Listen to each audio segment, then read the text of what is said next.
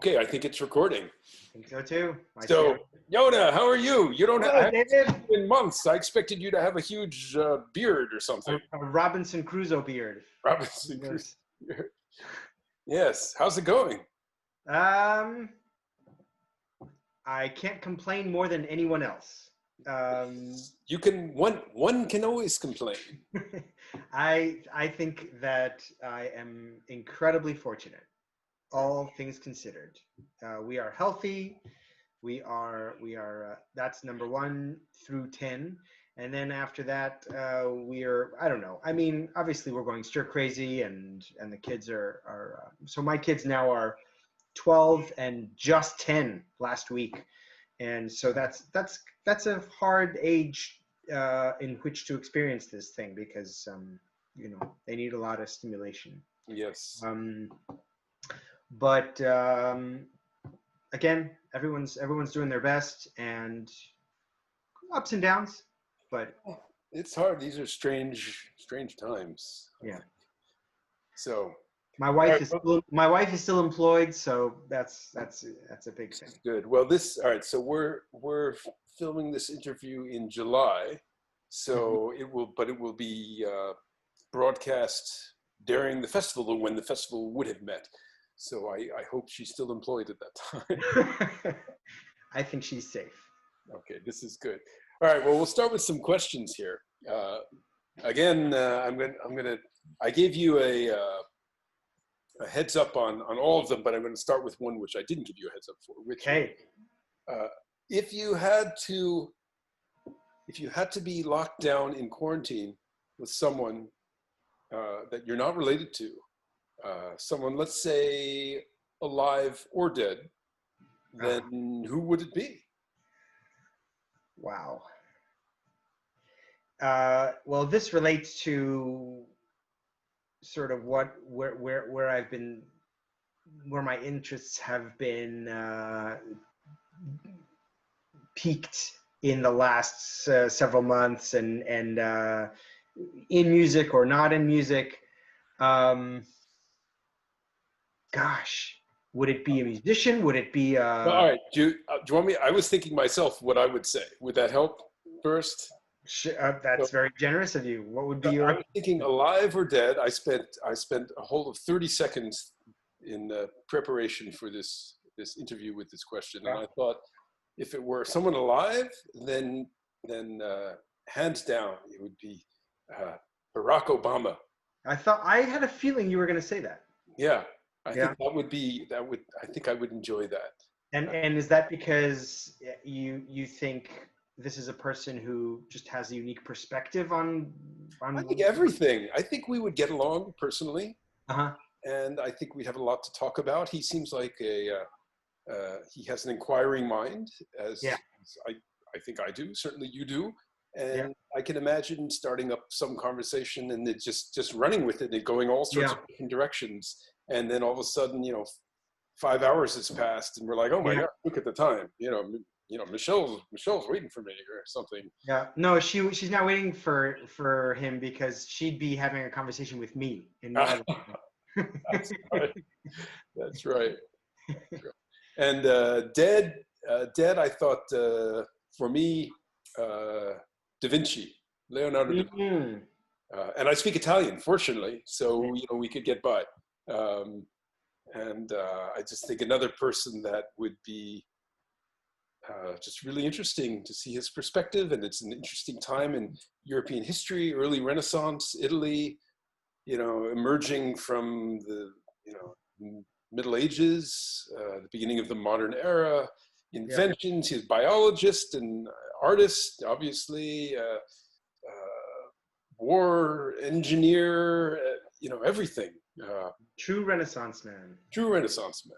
Definition of Renaissance. What's interesting about this question is that a lot of the times these brilliant thinkers and whose mind you wish you could get into, we're not always so nice. Such nice people to be with. Like one of my first answers might have been Beethoven or something, but he was a terrible person to spend time with.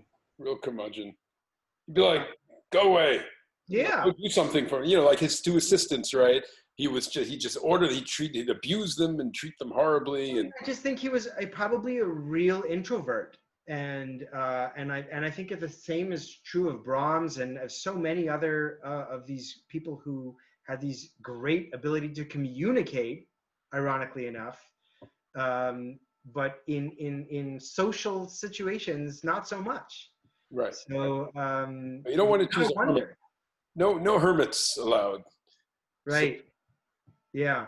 Um, You know, this was I'm not going to go very far, but staying in music, one of my great heroes was Chili Bidake. I think he oh, was um, okay. somehow an amazing combination of musician and philosopher.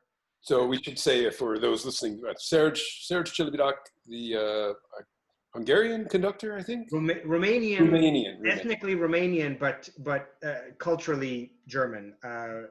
This was someone who was schooled in Germany, as you know, just before the war, and then I don't know how he got through the war in hiding, but Mhm. when Germany was being reconstructed, he was a young firebrand musician who was, that's how he got his start. Basically, a lot of ex Nazis were not allowed to work in Germany, and so these young musicians had an opportunity.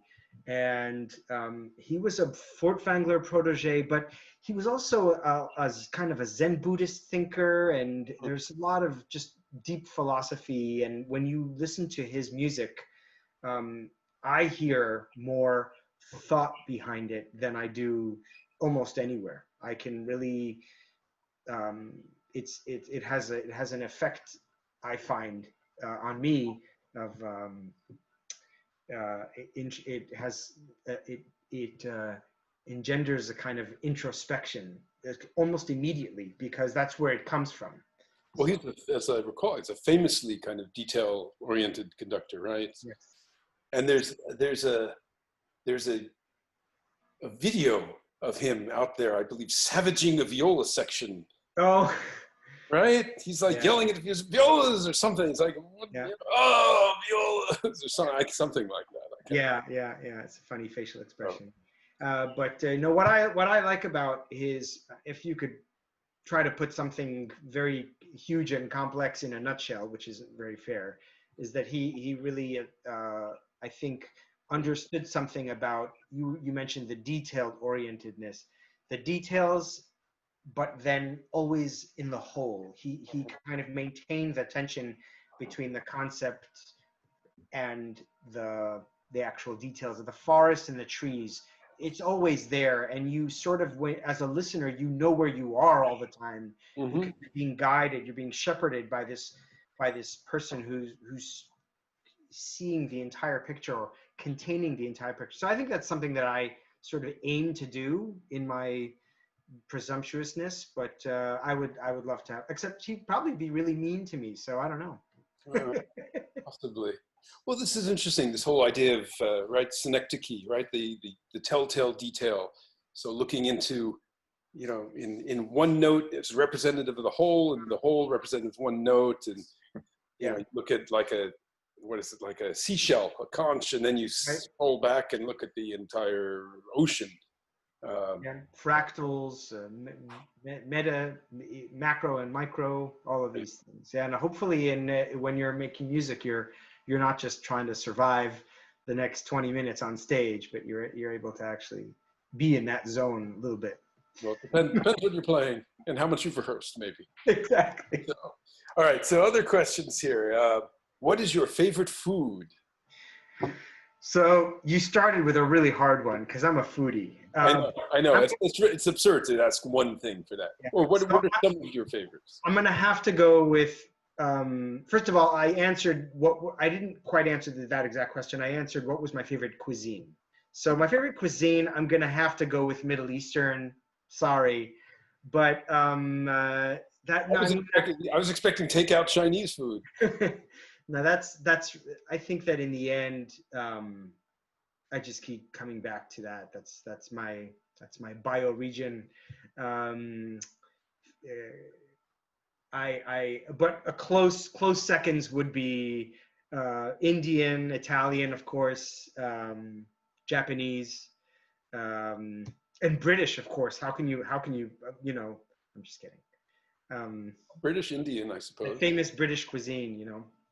I mean, chicken tikka masala is the national dish of England, right? So Exactly. So that would kind of be so I think if I had to boil it down to no pun intended, to one dish, it would probably be some sort of salad with feta cheese and a whole long list of other ingredients. sure. And if you had hummus, it would have to be made in Israel, right? Not made in No, the US. it could be. It would have to be made by me. That's my. Okay. Fair enough. Fair enough. Okay, what else do we have here? These are, of course, these are all ridiculous questions. Yeah. Favorite piece of chamber music. Music to listen or to play, Yeah. or least favorite. I don't know. Right. Favorite. All right. Least favorite. All right, we won't go there. But, you know. Least favorite might be like a Villa Lobos something or some sort of. Sorry, Hector. What's that? Different trains, not different trains. Yeah, that would be towards the too much. Yes. So favorite piece of chamber music. Although I've played different trains a lot more times than I've heard it.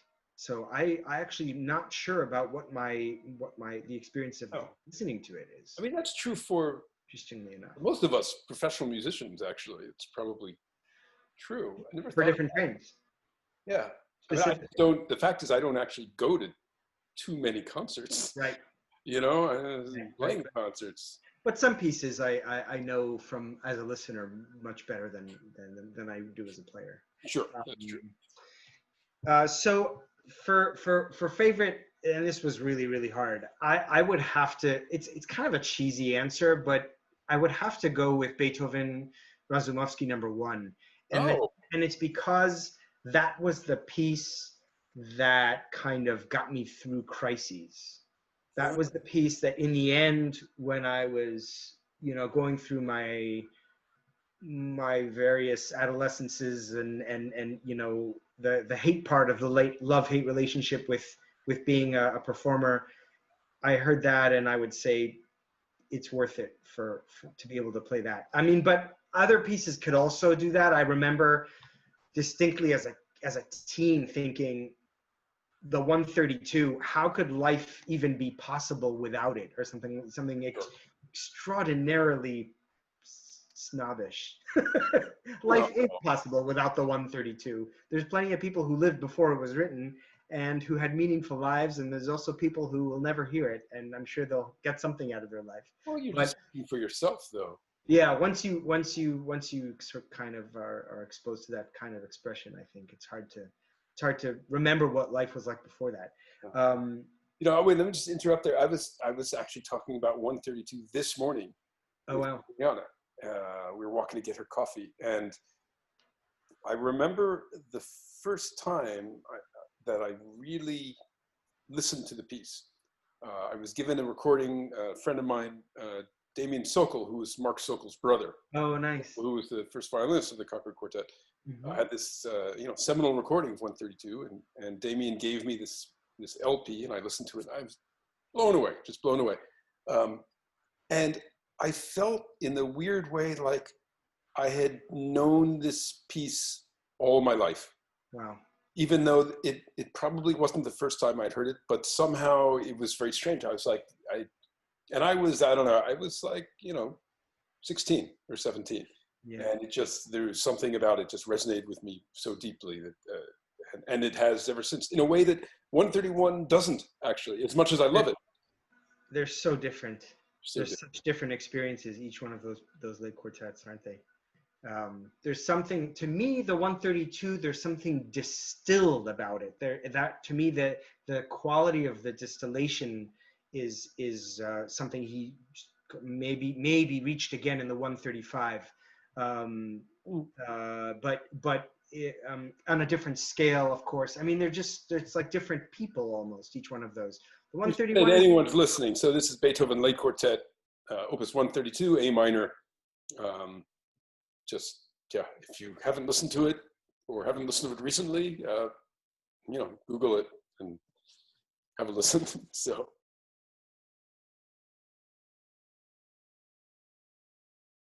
All right, we're back after having freezing a little bit. Anyway, let's hope it won't be frozen too. So on to the next question.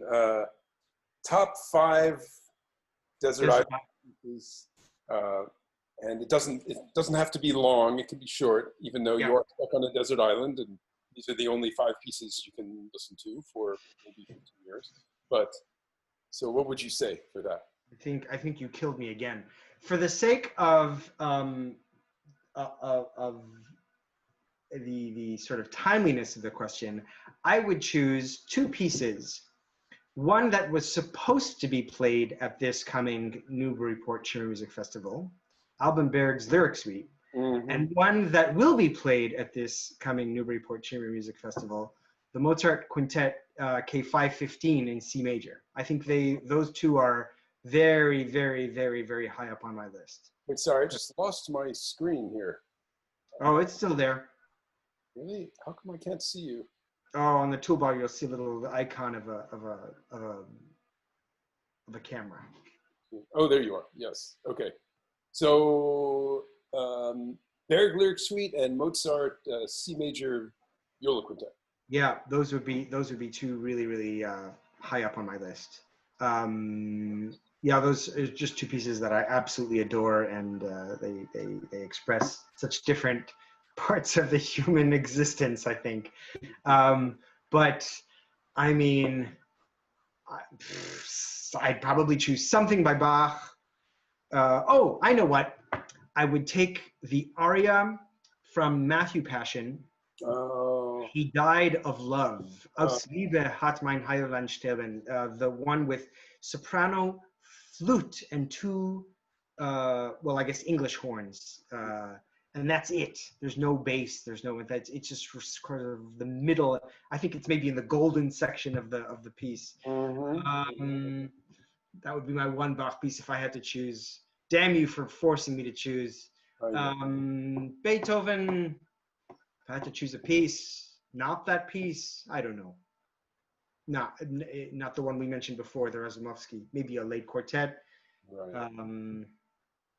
It's really kind of cheesy. I'm sticking with all of this kind of German masters. But you wouldn't choose Wellington's Victory by Beethoven? No, I wouldn't go with Wellington's Victory. No. I might have a hard time turning down. I might take Tristan with me. Oh. Yeah. Certainly keep you occupied for a while. Oh, that piece, or Brahms' Clarinet Quintet, I think.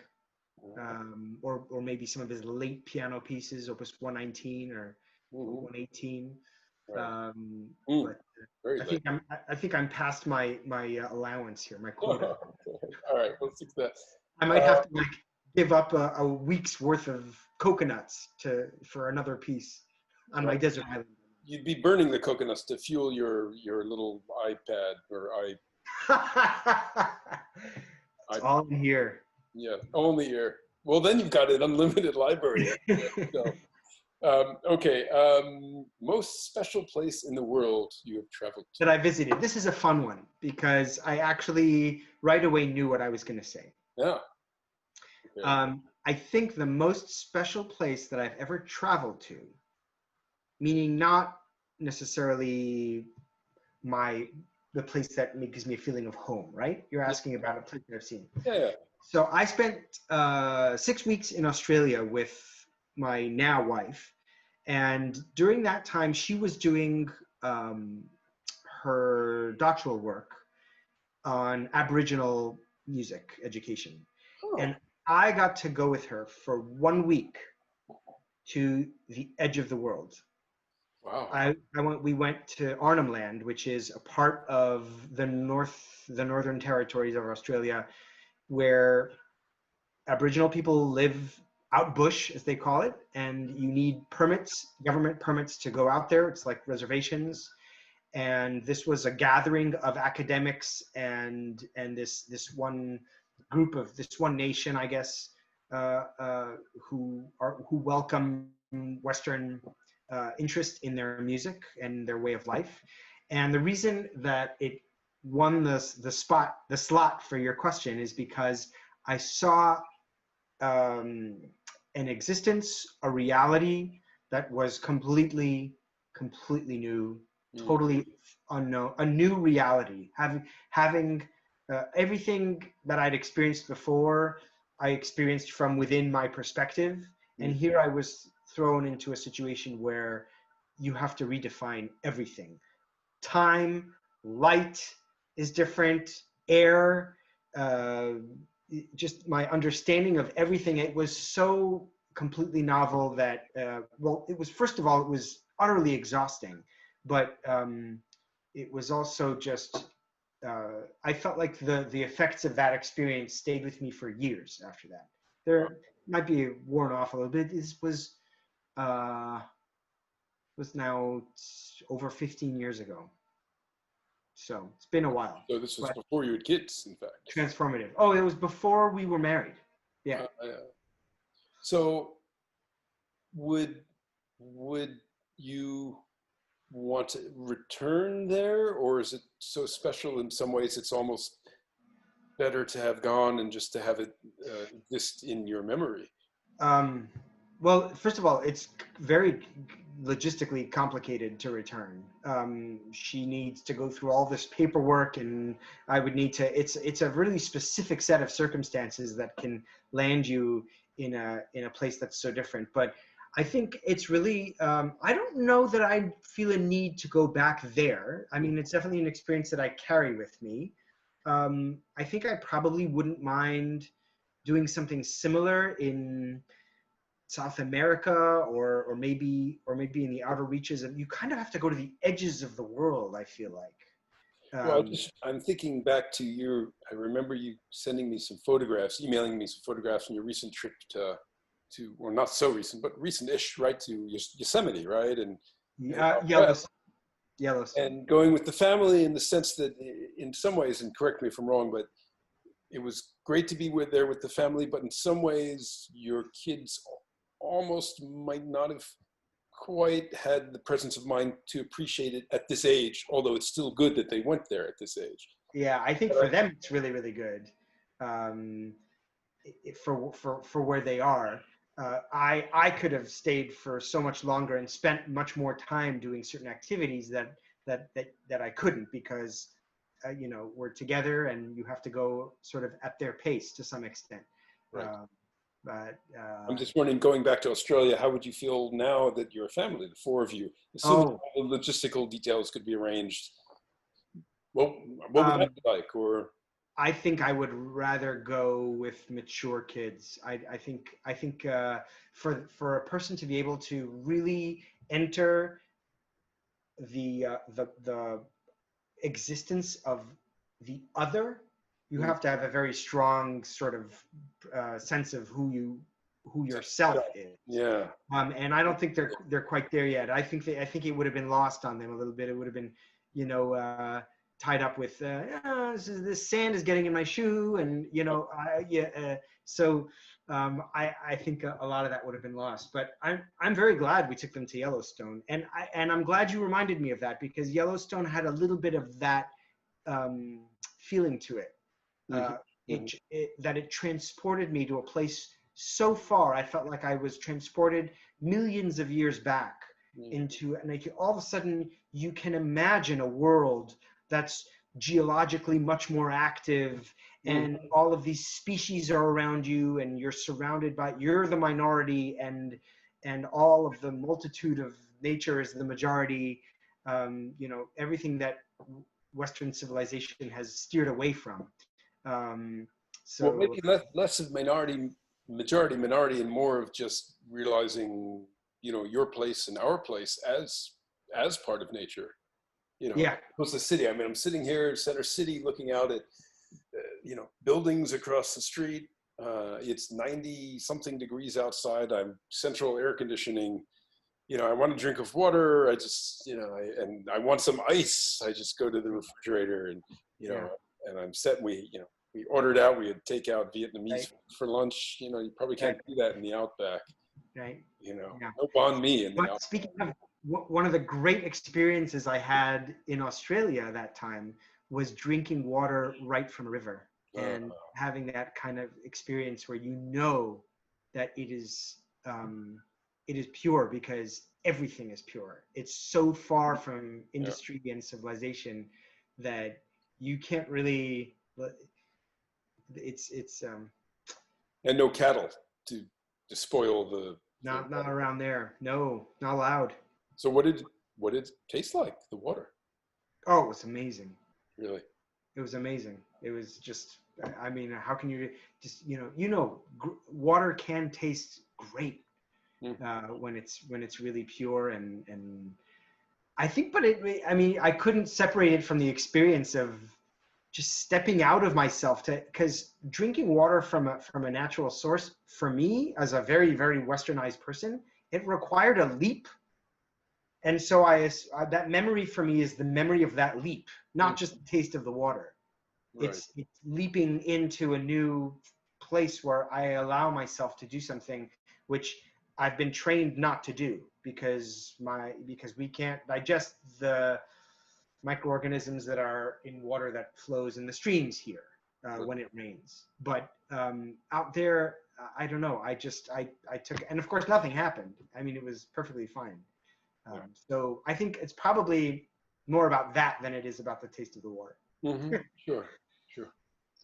All right. Where are we? Have you ever been moved to tears by a concert? And what was it then? I drew a little bit of a blank on this because I feel like there's been too many. But interestingly enough, I have to say that it happens quite frequently that I am moved to tears at student performances. I cannot explain it. There's something about my low expectation from the performance sometimes, and then I'm able to, the student is playing, and often I'm talking about really young students, like kids who are just learning to play, and they'll play like a beautiful, they'll play a Mozart sonata or something, and it won't have any of the qualities of a polished professional performance, but somehow because of that, I'm able to hear the piece more directly, or it actually might be like ironically, because I don't want to listen to that exact performance that's happening. I'm actually hearing the one that's in my head more than the one that's this is something that's happened a lot. You allow yourself sometimes to be unguarded at a student performance in ways that when you're listening to professionals, I'm a professional and I'm listening to a professional group, and there's a dynamic there where I'm listening, but I'm also kind of assessing a little bit myself and being a little bit judgmental. Maybe hopefully you're not doing that, but it's possible that you are, and it's sometimes it's harder to let yourself really disappear in the music when it's your friends playing, or especially the most extreme example would be if you're listening to your own self on a recording, and then I'm not able to listen to the music at all. All I can hear is the things that I mostly don't like about my playing. Right. And I miss the music for it, and I need other people to hear it. So that's just that's a handicap that I have, and maybe others do too. But somehow the opposite of that is student performances, where I have no expectations, and so I'm wide open and I'm available for something to happen. But usually it's also somewhat disappointing. Well, my father had this story when he was a student at Putney, and of course Sirkin didn't live far from there, in Marlborough and everything. And they would sing, I think the director, the legendary founder of Putney, Mrs. Hinton, would lead the whole school, and they would sing these Bach cantatas. And Sirkin came to one of these concerts, and my father looked across during the concert, and he saw Sirkin there listening to his cantata, and apparently tears were going down his face. Although you kind of wonder, whether they're tears of joy or tears of agony, right? Or if he was High sweating. school chorus massacring some Bach cantata. But I always thought that he was probably, who knows what that meant for him, but it was probably something similar to what you're saying. So Serkin, of course, the great American pianist. Well, Hungarian originally, right? Swiss, German. Oh, I don't know. Yeah, I'm not sure. That's embarrassing. I should know. Okay. Favorite movie and or director? Oh, I'm not a really big cinephile. I this is something where I think probably your answer would be more interesting than mine. Okay. Airplane. Airplane. You know what movie I like. There's a really dark movie made by the Serbian director Emir Kusturica, who sort of became famous for making movies about different gypsy people, White Cat, Black Cat, but this particular movie was called Underground, and it's it's kind of an epic movie about a pair of friends, and one of them has to go underground at the beginning of World War II for a certain reason. I can't remember. I watched this years ago, and the other one figures out that if he can, so the one who's underground thinks that the war is still going on, because the one who's above ground keeps this myth going, and sure enough, like a whole city develops underground of people who don't know what reality is. They're living in an alternate reality.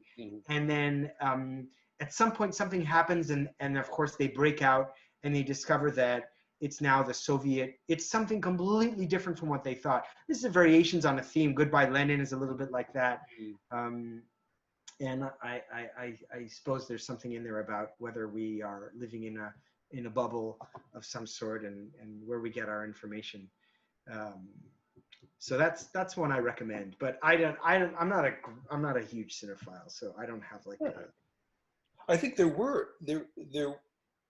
was at least one example of I believe a Japanese soldier who was on one of the outposts, islands, Iwo Jima or something like that, and didn't actually surrender for several years because he didn't know. He didn't know. So, all right, the last question for you. After this interview, we are going to be playing your recording of the Brahms concerto. You did the whole thing, but we're just doing the second movement. So tell me a little bit about this recording and what it was like, and if there's anything people should listen for in particular, or just what do you think of it?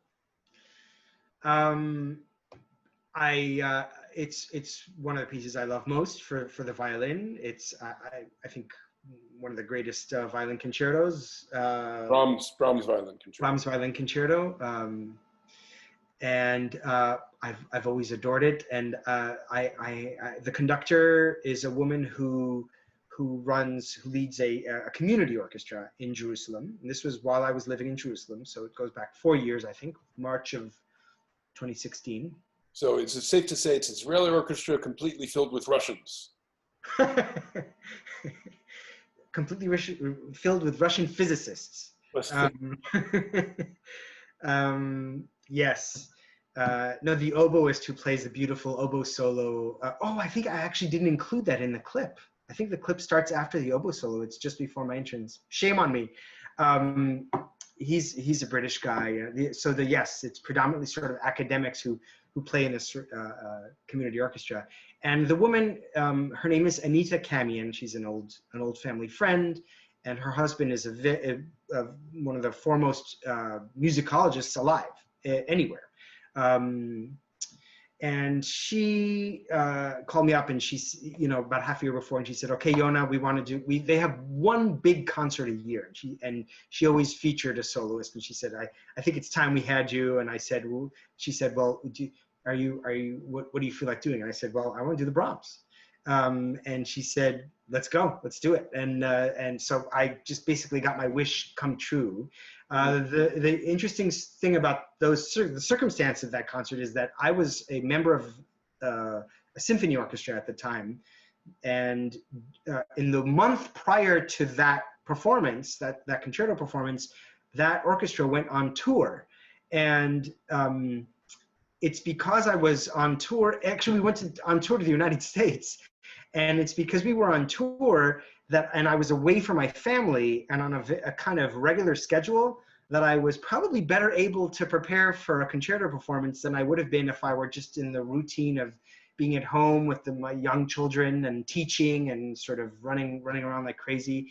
And I had this kind of 3-week tour in which I was really, I dedicated it completely to the Brahms concerto performance. I paid no attention to my orchestra job except when I was on stage. And you know, when you go on tour, it's not, by the time you go on tour, that it's usually 2 or 3 programs that you recycle, and the orchestra is totally ready for them. So it's not like you have to do that much maintenance.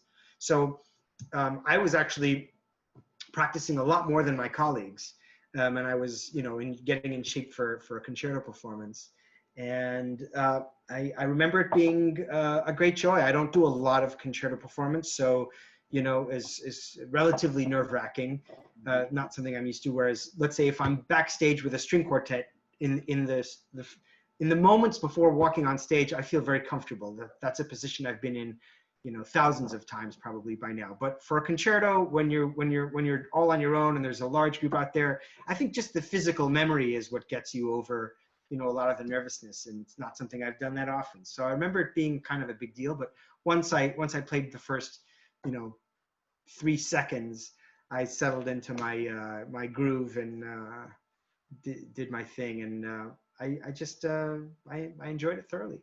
That's great. So hope my listeners do too. Well, Yonah, thank you very much. And again, this will be broadcast the week of the festival, just before we start our caroling through the streets, our quartet caroling through the streets of Newburyport and surrounding towns. And thank you for David for this interview, and thank you for providing me and the other 2 colleagues an opportunity to play with real flesh and blood people and actual sound waves that you can tune to. You know, you get to do this all the time with your daughters, but most of everyone else doesn't. They don't always let me do it with them. But. And I really look forward to being back in Newburyport for a 4th summer. Great. So, all right, Yonah, thank you very much, and I'll see you soon.